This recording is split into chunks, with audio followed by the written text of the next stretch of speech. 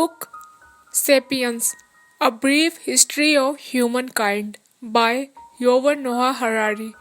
Part 2, The Agricultural Revolution.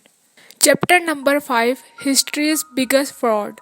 For 2.5 million years, humans fed themselves by gathering plants and hunting animals that lived and bred without their intervention.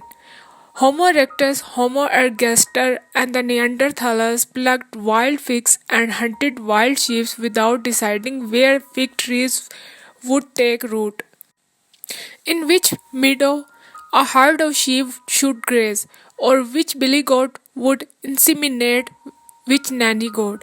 Homo sapiens spread from East Africa to the Middle East to Europe and Asia and finally to Australia and America. But everywhere they went, sapiens too continued to live by gathering wild plants and hunting wild animals.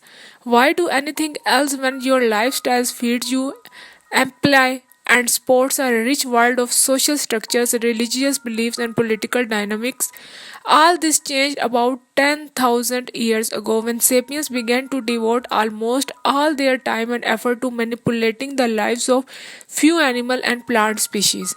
From sunrise to sunset, humans sowed seeds, watered plants, plucked weeds from the ground, and led sheep to prime pastures. This work they thought would provide them with more fruit, grain, and meat. It was a revolution in the way humans lived, the agricultural revolution. The transition to agriculture began around 9500 to 8500 in the hill country of southern Eastern Turkey, western Iran, and the Levant. It began slowly and in a restricted geographical area. Wheat and goats were domesticated by approximately 9000 BC, peas and lentils around 8000 BC, olive trees by 5000 BC, horses by 4000 BC, and grapevines in 3500 BC. Some animals and plants, such as camels and cashew nuts, were domesticated even later by the 3500 BC. The main wave of domestication was over. Even today, with all our advanced technologies, more than 90% of the calories that feed humans come from the handful of plants that our ancestors domesticated between 9500 and 3500 BC. Wheat, rice, maize, potatoes, millet, and barley. No noteworthy plant or animal has been domesticated in the last 2000 years. If our minds are those of hunter gatherers, our cuisine is that of ancient farmers. Scholars once believed that agriculture spread from a single Middle Eastern point of origin to the four corners of the world. Today, scholars agree that agriculture sprang up in other parts of the world not by the action of the Middle Eastern farmer exporting their revolution but entirely independently. People in Central America domesticated maize and bees without knowing anything about wheat and pea cultivation in the Middle East. South Americans learned how to raise potatoes and llamas unaware of what was going on in either Mexico or the Levant. China's first revolutionaries domesticated rice, millet, and pigs. North America's first gardeners were those who got tired of combing the undergrowth for edible gourds and decided to cultivate pumpkins. Guineans tamed sugarcane and bananas, while the first West African farmers made African millet, African rice, sorghum, and wheat conform to their needs. From these initial focal points, agriculture spread far and wide. By the 1st century AD, the vast majority of people throughout most of the world were agriculturists. Why did agricultural revolutions erupt in the Middle East, China, and Central America, but not in Australia, Alaska, or South Africa? The reason is simple. Most species of plants and animals cannot be domesticated. Sapiens could dig up delicious truffles and hunt down woolly mammoths, but domesticating either species was out of question. The fungi were far too elusive, the giant beast too ferocious Of the thousands of species that our ancestors hunted and gathered, only a few were suitable candidates for farming and herding. Those few species lived in particular places, and those are the places where agricultural revolutions occur. Scholars once proclaimed that the agricultural revolutions was a great leap forward for humanity. They told a tale of progress fueled by human brain power. Evolution gradually produced ever more intelligent people. Eventually, people were so smart that they were able to decipher nature's secret, enabling them to tame sheep and cultivate wheat. As soon as this happened, they cheerfully abandoned the grueling, dangerous, and often Spartan life of hunter gatherers, settling down to enjoy the pleasant, satiated life of farmers. That is tale of a fantasy. There is no evidence that people became more intelligent with time. Foragers knew the secret of nature long before the agricultural revolution. Since their survival depended on an intimate knowledge of animals they hunted and the plants they gathered rather than heralding a new era of easy living. The agricultural revolution left farmers with lives generally more difficult and less satisfying than those of foragers. Hunter gatherers spent their time in more stimulating and varied ways and were less in danger of starvation and disease. The agricultural revolution certainly enlarged the sum total of food at the disposal of humankind, but the extra food did not translate into a better diet or a more layer. Rather, it translated into a population explosions and pampered elites. The average farmer worked harder than the average forager and got a worse diet in return. The agricultural revolution was history's biggest fraud. Who was responsible? Neither kings nor priests nor merchants. The culprits were a handful of plant species including wheat, rice, and potatoes. These plants domesticated Homo sapiens rather than vice versa. Think for a moment about the agricultural revolution from the viewpoint of wheat.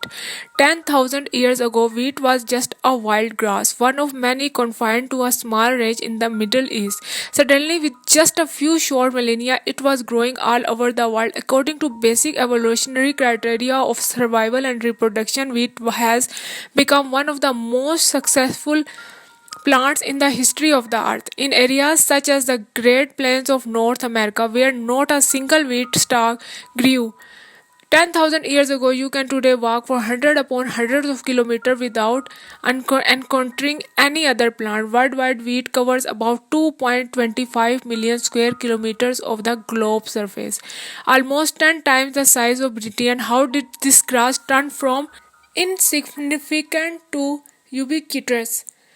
We did it by manipulating Homo sapiens to its advantage. This ape had been living a fairly comfortable life hunting and gathering until about 10,000 years ago, but they began to invest more and more effort in cultivating wheat. Within a couple of millennia, humans in many parts of the world were doing little from dawn to dusk other than taking care of wheat plants. It was not easy. We demanded a lot of them. We did not like rocks and pebbles, so sapiens broke their backs clearing fields. We did not like sharing its space, water, and nutrients with other plants, so men and women labored long days weeding under the scorching sun. Wheat got sick, so sapiens had to keep a watch out for worms and blight. Wheat was defenseless against other organisms that liked to eat it, from rabbits to locust swarms, so the farmers had to guard and protect it. Wheat was thirsty, so humans lunged water from springs and streams to water it. Its hunger even impelled sapiens to collect animal feces to nourish the ground in which wheat grew.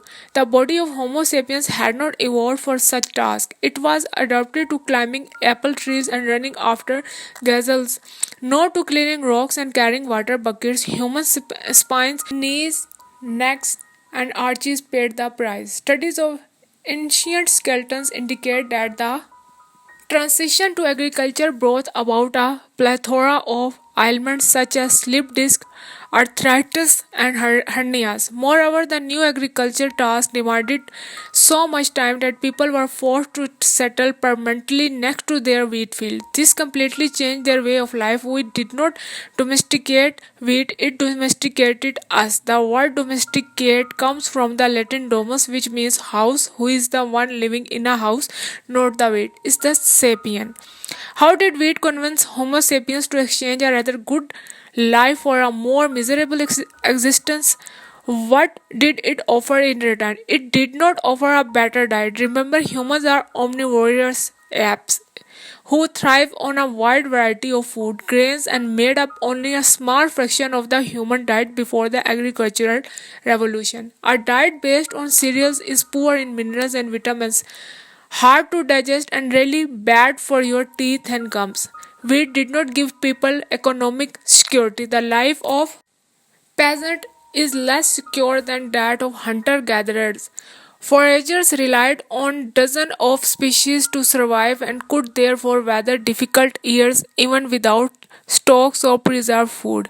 If the availability of one species was reduced, they could gather and hunt more of other species. Farming societies have until very recently relied for the great bulk of their calorie intake on a small variety of domesticated plants. In many areas, they relied on just a single staple such as wheat, potatoes, or rice. If the rain failed or clouds of locusts arrived, or if a fungus learned how to infect that staple species, peasants died by the thousands and millions. Nor could wheat offer security against human violence. The early farmers were at least as violent as their forager ancestors, if not more so. Farmers had more possessions and needed land for planting. The loss of pastures land to raiding neighbors could mean the difference between subsistence and starvation, so there was much less room for compromise. When a foraging band was hard pressed by a stronger rival, it could usually move on. It was difficult and dangerous, but it was feasible. When a strong enemy threatened a agricultural village, retreat meant giving up field, houses, and granaries. In many cases, this doomed the refugees to starvation. Farmers therefore tended to stay put and fight to the bitter end. Many anthropological and archaeological studies indicate that in simple agricultural societies with no political frameworks beyond village and tribe, human violence was responsible for about 15% of deaths, including 25% of male deaths. In contemporary New Guinea, violence accounts for 30% of male death in one agricultural tribal society, the Deni, and the 35% in other, the Inga. In Ecuador, perhaps 50% of adult Waoranis meet a violent death or at the hands of another humans. In time, human violence was brought under control through the development of larger social frameworks, cities, kingdoms, and states, but it took thousands of years to build such huge and effective political structures. Village life certainly brought the first farmers some immediate benefits, such as better protection against wild animals, rain, and cold. Yet, for the average person, the disadvantages probably outweighed the advantages. This is hard for people in today's prosperous societies to appreciate, since we enjoy affluence and security, and since our affluence and security are built on foundation laid by the agricultural revolution. We assume that the agricultural revolution was a wonderful improvement, yet it is wrong to judge thousands of years of history from the perspective of today. A much more representative viewpoint is that of a 3 years old girl dying from malnutrition in first century of China because her father's crops have failed. Would she say, I am dying from malnutrition, but in 2000 years people will have plenty to eat and live in big area conditioned houses, so my suffering is a worthwhile sacrifice? What then did wheat offer agriculturists, including that malnourished. Chinese guard it offered nothing for people as individuals, yet it did bestow something on Homo sapiens as a sapiens cultivating wheat provided much more food per unit of territory and thereby enabled Homo sapiens to multiply exponentially around 13,000 BC when people fed themselves by gathering wild plants and hunting wild animals. The area around the oasis of Jericho in Palestine could support at most one roaming band, about 100 relatively healthy and well nourished people. Around 8500 BC, when wild plants gave way to wheat fields, the oasis supported a large but cramped village of 1000 people who suffered far more from disease and malnourishment. The currency of evolution is neither hunger nor pain, but rather copies of DNA helixes, just as the economic success of company is measured only by the number of dollars in its bank account, not by the happiness of its employees. So the evolutionary success of a species is measured by the number of copies of its DNA. If no more DNA copies remain, the species is extinct, just as a company without money is bankrupt. If a species boost many DNA copies, it is a success and the species flourishes. From such a perspective, 1000 copies are always better than 100 copies. This is the essence of the agricultural revolution, the ability to keep more people alive under worse conditions. Yet, why should individuals care about this evolutionary calculus? Why would any sane person lower his or her standard of living just to multiply the number of copies of the Homo sapiens genome?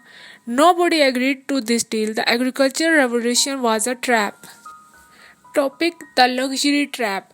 The rise of farming was a very gradual affair spread over centuries and millennia. A band of Homo sapiens gathering mushrooms and nuts and hunting deer and rabbits did not all of a sudden settle in a permanent village. Plowing fields, sowing wheat, and carrying water from the river, the change proceeded by stages, each of which involved just a small alteration in daily life. Homo sapiens reached the Middle East around 70,000 years ago. For the next 50,000 years, our ancestors flourished there without agriculture. The natural resources of the area were enough to support its human population. In time of the plenty, people had a few more children, and in times of need, a few less. Humans, like many mammals, have hormonal and genetic mechanisms that help control procreation. In good times, females reach puberty earlier and their chances of getting pregnant are a bit higher. In bad times, puberty is late and fertility decreases. To these natural population controls were added cultural mechanisms. Babies and small children who move slowly and demand much attention were a burden on nomadic foragers. People tried to space their children 3 to 4 years apart. Women did so by nursing their children around the clock and until a late age. Other other methods included full of partial sexual abstinence, abortions, and occasionally infanticide. During these long millennia, people occasionally ate wheat, grain, but this was a marginal part of their diet. About 18,000 years ago, the last ice age gave way to a period of global warming as temperature rose. So did rainfall. The new climate was ideal for Middle Eastern wheat and the other cereals which multiplied and spread. People began eating more wheat, and in exchange they inadvertently spread its growth, since it was impossible to eat wild grains without first winnowing, grinding, and cooking them. People who gathered these grain carried them back to their temporary campsites for processing. Wheat grains are small and numerous, so some of them inevitable fell on the way to the campsite and were lost. Over time, more and more wheat grew along favorite human trails and near campsites. When human burned down forests and thickets, this also helped wheat. Fire cleared away trees and shrubs, allowing wheat and other grasses to monopolize the sun, water, and nutrients, where wheat became particularly abundant, and game and other food sources were also plentiful. Human bands could gradually give up their nomadic lifestyle and settle down in seasonal and even permanent camps. At first, they might have camped for 4 weeks during the harvest, a generation later. As wheat plant multiplied and spread, the harvest camp might have lasted for 5 weeks, then six, and finally it became a permanent village. Evidence of each settlement has been discovered throughout the Middle East, particularly in the Levant, where the Natufian culture flourished from 12,500 BC to 9500 BC.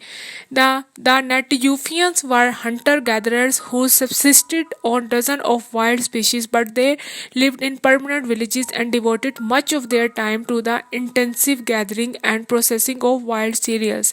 They built stone houses and granaries. They stored grain for times of need. They invented new tools such as stone scythes for harvesting wild wheat and stone pestle and mortars to grind it. In the years following 9500 BC, the descendants of the Natufians continued to gather and process cereals, but they also began to cultivate them in more and more elaborate ways.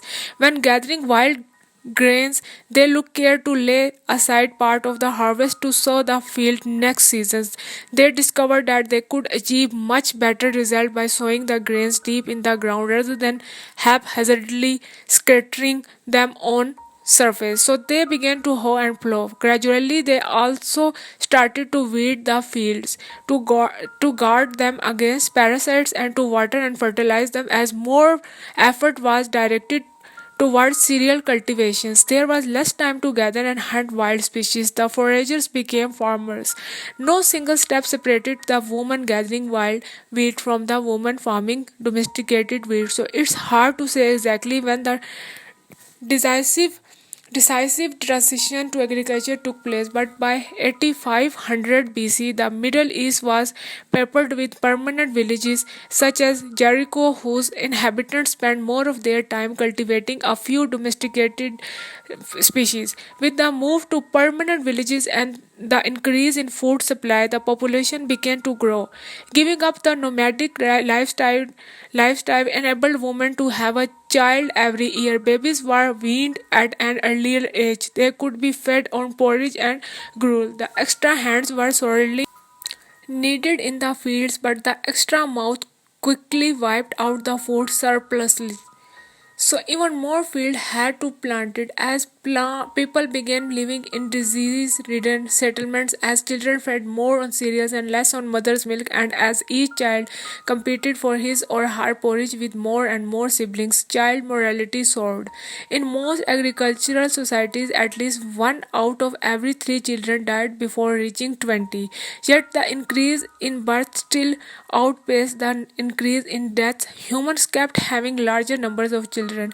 With time, the bargain became more and more burdensome. Children died in droves, and adults ate bread by the sweat of their brows.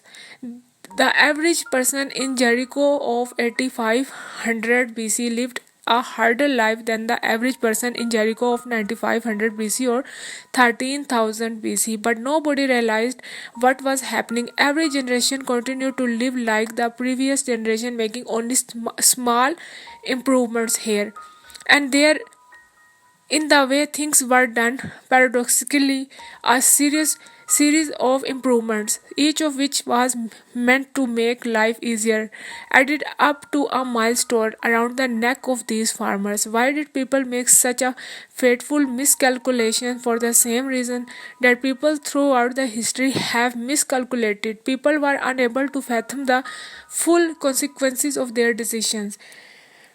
Whenever they decided to do a bit of extra work, say to hoe the fields instead of scattering seeds on the surface, people thought, yes, we will have to work harder, but the harvest will be a bountiful. We won't have to worry anymore about lean years.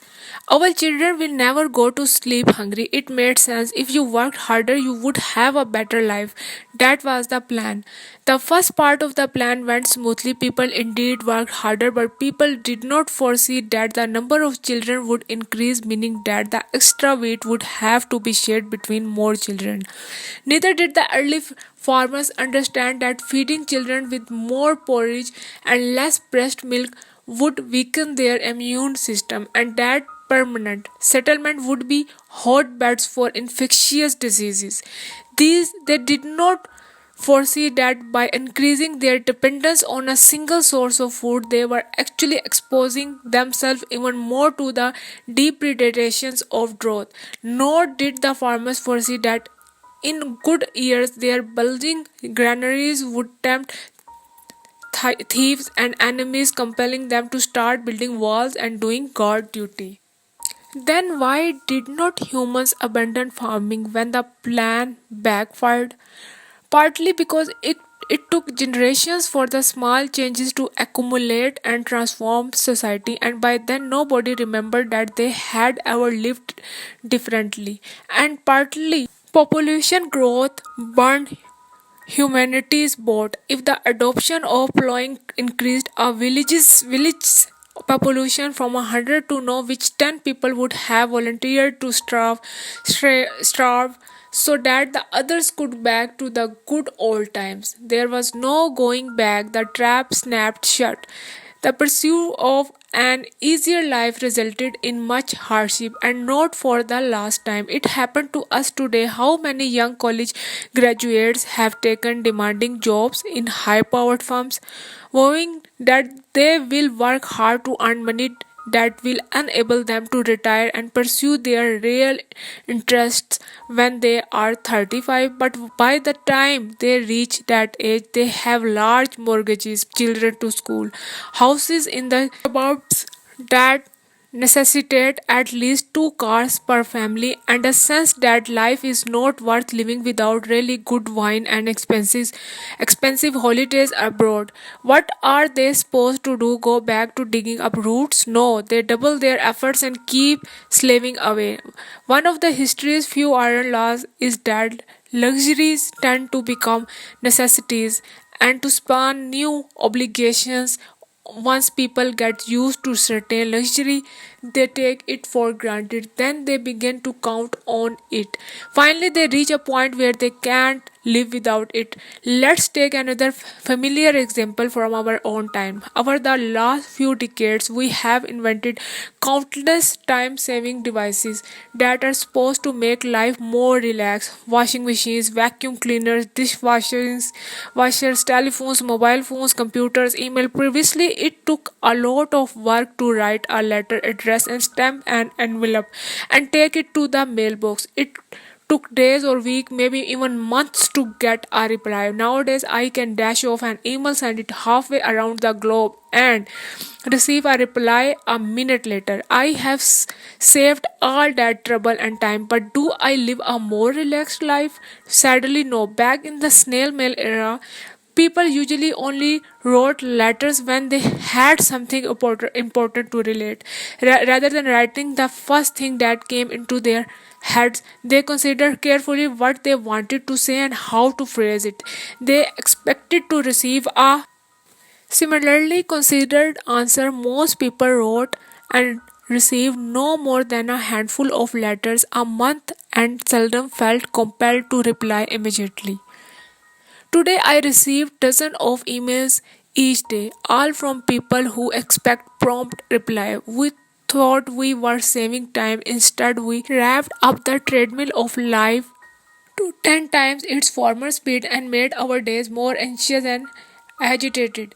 Here and there, a Luddite hold out refuses to open an email account, just as thousands of years ago some humans band refused to take up farming and so escaped the luxury trap. But the agricultural revolution did not need every band in a given region to join up. It only took one once one band settled down and started tilling.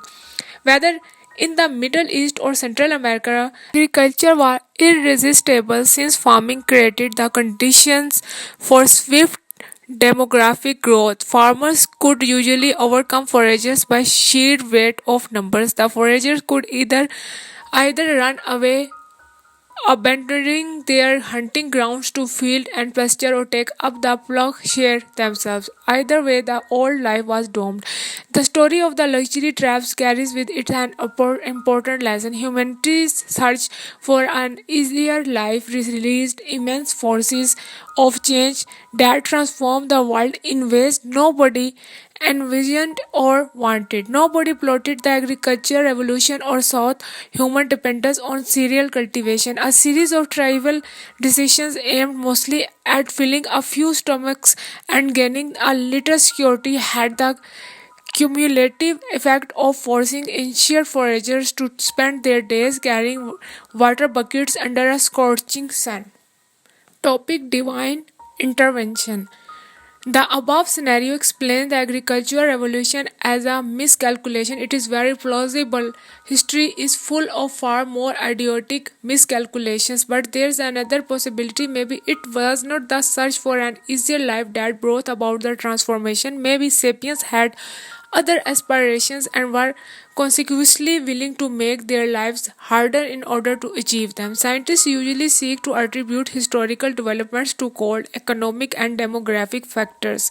It sits better with their rational and mathematical method. In the case of modern history, scholars cannot avoid taking into account non-material factors such as ideology and culture. The written evidence forces their hand. We have enough documents, letters, and memoirs to prove that World War II was not caused by food shortages or demographic pressures, but we have no documents from the Natufian culture. So, when dealing with ancient periods, the materialistic school reigns supreme. It is difficult to prove that pre-literate people were motivated by faith rather than economic necessity.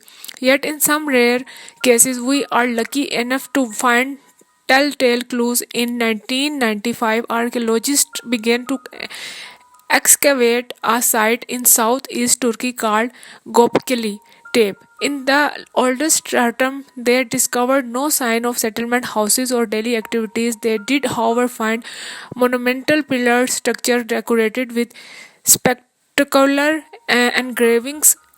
Each stone pillar weighed up to 7 tons and reached a height of 5 meters. In a nearby quarry, they found a half chiseled pillar weighing 50 tons. Altogether, they uncovered more than 10 monumental structures, that the largest of them nearby 30 meters across. Archaeologists are familiar with such monumental structures from sites around the world. The best known example is Stonehenge in Britain. Yet, as they studied Göbekli Tepe, they discovered an amazing fact. Stonehenge dates to 2500 BC and was built by a developed agricultural society. The structures at Göbekli Tepe are dated to about 9500 BC, and all available evidence indicates that they were built by hunter-gatherers. The archaeological community initially found it difficult to credit these findings, but one test after another confirmed both the earlier date of structures and the pre-agricultural society of their builders. The capabilities of ancient forager and the complexity of their culture seem to be far more impressive than was previously suspected. Why would a foraging society build such structures? They had no obvious utilitarian purpose. They were neither mammoth slaughterhouses nor places to shelter from rain or hide from lions. That leaves us with the theory that they were built for some mysterious cultural purpose that archaeologists have a hard time deciphering. Whatever it was, the foragers thought it worth a huge amount of effort and time. The only way to build Göbekli Tepe was for thousands of foragers belonging to different bands and tribes to cooperate over an extended period of time. Only a sophisticated religious or ideological system could sustain such efforts. Göbekli Tepe held another sensational secret for many years. Geneticists have been tracing the origins of domesticated wheat. Recent discoveries indicate estimate that at least one domesticated variant, acorn wheat, originated in the Karaja Dark Hills about 30 kilometers from Göbekli Tepe. This can hardly be coincidence. It's likely that the cultural center of the Göbekli Tepe was somehow connected to the initial domestication of wheat by humankind of humankind by wheat. In order to feed the people who built and used the monumental structures, particularly large quantities of food were required. It may well be that foragers switched from gathering wild wheat to intense wheat cultivation, not to increase their normal food supply, but rather to support the building and running of a temple in the conventional picture, pioneers first built a village and when it prospered they set up a temple in the middle. But Göbekli Tepe suggests that the temple may have been built first and that a villager later grew up around it. Topic: Victims of the Revolution. The first-year bargain between humans and the Greys was not the only deal our species made. Another deal was struck concerning the fate of animals such as sheep, goats, pigs, and chicken. Nomadic bands that stalked wild sheep gradually altered the constitutions of the herd on which they preyed. This process probably began with selective hunting. Humans learned that it was to their advantage to hunt only adult rams and old or sick sheep. They spared fertile females and young lambs in order to safeguard the long term vitality of the local herd. The second step might have been to actively defend the herd against predators, driving away lions, wolves, and rival human band. The band might next have corralled the herd into a narrow gorge in order to better control and defend it. Finally, people began to make a more careful selection among the sheep in order to tailor them to human needs. The most aggressive rams, those that showed the greatest resistance to human control, were slaughtered first. So were the skinniest and most inquisitive females. With each passing generation, the sheep became fatter, more submissive, and less curious. White Mary had a little lamb, and everywhere that Mary went, the lamb was sure to go. Alternatively, hunters may have caught and adopted a lamb, fattening it during the months of plenty and slaughtering it in the linear season. At some stage, they began keeping a greater number of such lambs. Some of these reached puberty and began to procreate. The most aggressive and unruly lambs were first to the slaughter. The most submissive, most appealing lambs were allowed to live longer and procreate. The result was a herd of domesticated and submissive sheep. Such domesticated animals, sheep, chicken, donkey, and others supplied food, raw materials, and muscle power, transportation, plowing, grinding, and other tasks hitherto performed by human sinew were increasingly carried out by animals. In most farming societies, people focused on plant cultivation. Raising animal was a secondary activity, but a new kind of society also appeared in some places based primarily on the exploitation of animals, tribes of pastoralist herders. As humans spread around the world, so did their domesticated animals 10,000 years ago. Not more than a few million sheep, cattle, goats, boars, and chickens lived in restricted Afro-Asian niches. Today, the world contains about a billion sheep, a billion pigs, more than a billion cattle, and more than 25 billion chickens. And they are all over the globe. The domesticated chicken is the most widespread fowl ever. Following Homo sapiens, domesticated cattle, pigs, and sheep are the second, third, and fourth most widespread large mammals in the world. From a narrow evolutionary perspective, which measures success by the number of DNA copies, the agricultural revolution was a wonderful boon for chickens, cattle, pigs, and sheep. Unfortunately, the evolutionary perspective is an incomplete measure of success. It judges everything by the criteria of survival and reproduction with no regard for individual suffering and happiness. Domesticated chickens and cattle may well be an evolutionary success story, but they are also among the most miserable creatures that ever lived. The domestication of animals was founded on a series of brutal practices that only became crueler with the passing of the centuries. The natural lifespan of wild chicken is about 7 to 12 years and of cattle about 20 to 25 years. In the wild, most chicken and cattle died long before that, but they still had a fair chance of living for a respectable number of years. In contrast, the vast majority of domesticated chickens and cattle are slaughtered at the age of between a few weeks and a few months because this has always been the optimal slaughtering age for an economic perspective. Egg-linked hens, dairy cows, and raft animals are sometimes allowed to live for many years, but the price is subjugation to a way of life completely alien to their urges and desires. It's reasonable to assume, for example, that bulls prefer to spend their days wandering over open prairies in the company of other bulls and calves rather than pulling carts and plow shares under the yoke of whip wielding ape. In order to turn bulls, horses, donkeys, and camels into obedient draft animals, their natural instincts and social ties had to be broken.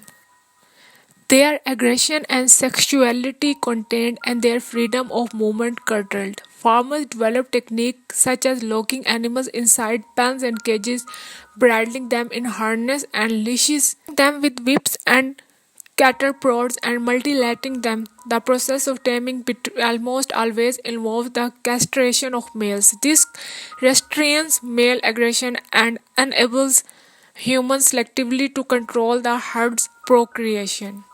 In many New Guinean societies, the wealth of a person has traditionally been determined by the number of pigs he or she owns. To ensure that the pigs can't run away, farmers in northern New Guinea slice off a chunk of each pig's nose. This causes severe pain what, whenever the pig tries to sniff, since the pigs cannot find food or even find their way around without sniffing. This mutilation makes them completely dependent on their human owners. In another area of New Guinea, it has been customary to gouge out pigs' eyes so that they cannot even see where they are going. The dairy industry has its own ways of forcing animals to do its will. Cow, goats, and sheep produce milk only after giving birth to calves, kids, and lambs, and only as long as the youngsters are suckling.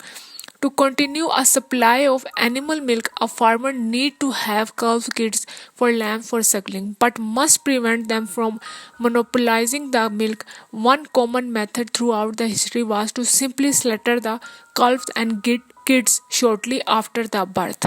Milk the mother for all she was worth and then get her pregnant again. This is still a very widespread technique. In many modern dairy farms, a milk cow usually lives for about 5 years before being slaughtered.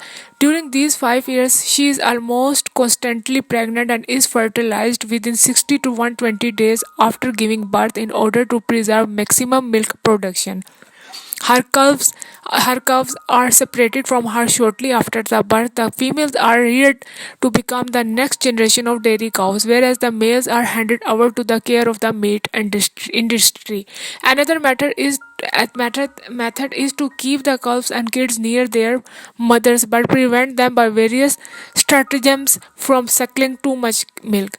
The simplest way to do that is allow the kid or calf to start suckling, but drive it away once the milk starts flowing.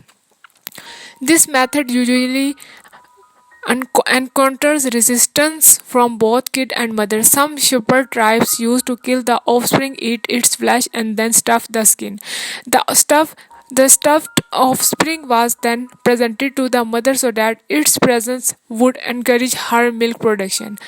The Neor tribe in the Sudan went so far as to smear stuffed animal with their mother's urine to give the counterfeit calves a familiar life scent. Another near technique was to tie a ring of thorns around a calf's mouth so that it pricks the mother and causes her to resist suckling. Tuareg camel breeders in the Sahara used to puncture or cut off parts of the nose and upper lip of young camel in order to make suckling painful, thereby discouraging them from consuming too much milk. Not all agricultural societies were this cruel to their farm animals. The lives of some domesticated animals could be quite good. Sheep raised for wool, pet dogs and cats, war horses and race horses often enjoyed comfortable conditions. The Roman Emperor Caligula allegedly planned to appoint his favorite horse to the consulship. Shepherds and farmers throughout history showed affection for their animals and have taken great care of them, just as many slaveholders felt affection and concern for their slaves. It was no accident that kings and prophets styled themselves as shepherds and likened the way they and the gods cared for their people to a shepherd's care for his flock. Yet, from the viewpoint of herd rather than that of the shepherd, it's hard to avoid the impression that for the vast majority of domesticated animals, the agricultural revolution was a terrible catastrophe. Their evolutionary success is meaningless. A real wild rhinoceros on the brink of extinction is probably more satisfied than a calf who spent its short life inside a tiny box fattened to produce juicy steak. The contented rhinoceros is no less content for being among the last of its kind. The numerical success of the calf species is little consolation for the suffering the individual endures. This discrepancy between evolutionary success and individual suffering is perhaps the most important lesson we can draw from the agricultural revolution. When we study the narrative of plants such as wheat, maize, maybe the purely evolutionary perspective makes sense. Yet, in the case of animals such as cattle, sheep, and sapiens, each with a complex world of sensation and emotions, we have to consider how evolutionary success translates into individual experience. In the following chapters, we will see time and again how a dramatic increase in the collective power and ostensible success of our species went hand in hand with much individual suffering.